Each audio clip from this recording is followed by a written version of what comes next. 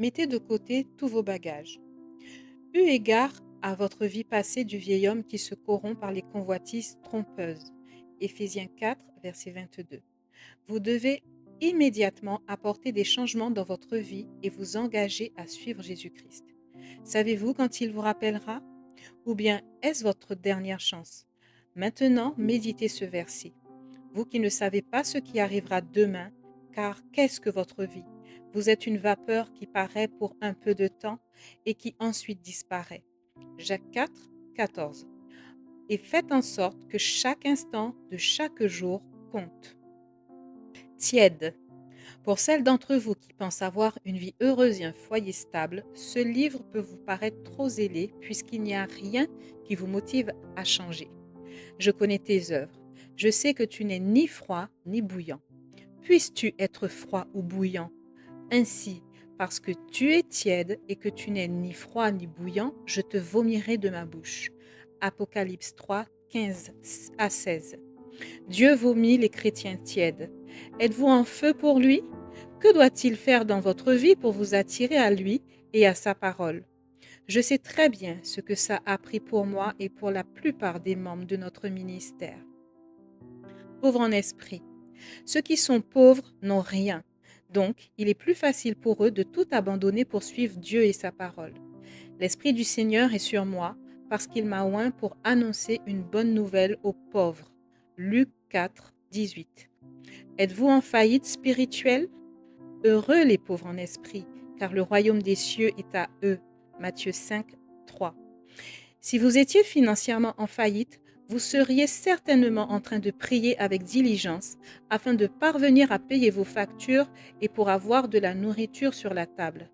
Qu'en est-il de la nourriture spirituelle dont vous avez besoin pour la partager avec vos enfants ou les autres autour de vous qui ne connaissent pas encore le Seigneur?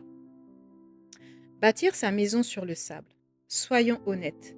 Beaucoup d'entre nous ont construit nos maisons sur le sable mouvant des valeurs du monde. Nous recherchons toutes les choses contre lesquelles Jésus a prêché. Vous savez, ce n'est qu'une question de temps avant que votre château de cartes ne s'effondre. Nous avons vu des signes et nous avons vu d'autres chrétiens tomber. Qu'est-ce qui vous fait croire que vous tiendrez lorsque l'adversité frappera?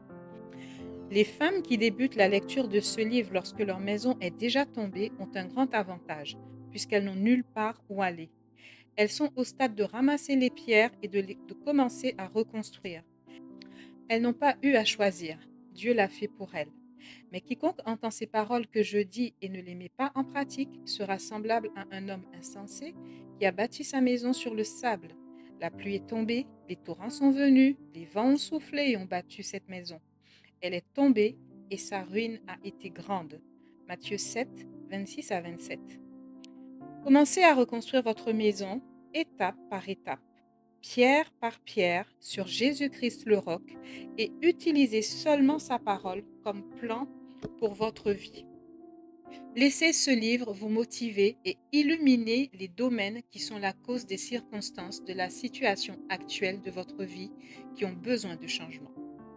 Ne les craignez pas. Pensez au Seigneur. Attendez-vous à être ridiculisé lorsque vous commencerez à reconstruire votre vie. Lisez le chapitre 4 de Néhémie en entier pour être motivé et préparé. Il se moqua des Juifs et dit devant ses frères et devant les soldats de Samarie: À quoi travaillent ces Juifs impuissants? Les laissera-t-on faire? Sacrifieront-ils? Vont-ils achever? Redonneront-ils vie à des pierres ensevelies sous des monceaux de poussière et consumées par le feu? Qu'ils bâtissent seulement. Si un renard s'élance, il renversera leurs murailles de pierre. Néhémie 4, 2. Soulignez dans votre Bible les passages de Néhémie expliquant ce que les Juifs ont fait pour vaincre ceux qui essayaient de les arrêter. D'abord, ils ont prié lorsque les autres ont commencé à se moquer d'eux et Dieu leur a donné la direction et un esprit travailleur. Ensuite, ils ont mis sur place une défensive jour et nuit. Ils étaient également conscients de leurs points faibles et ils ont renforcé leur défense dans ces domaines. Ça ressemble à une guerre, n'est-ce pas?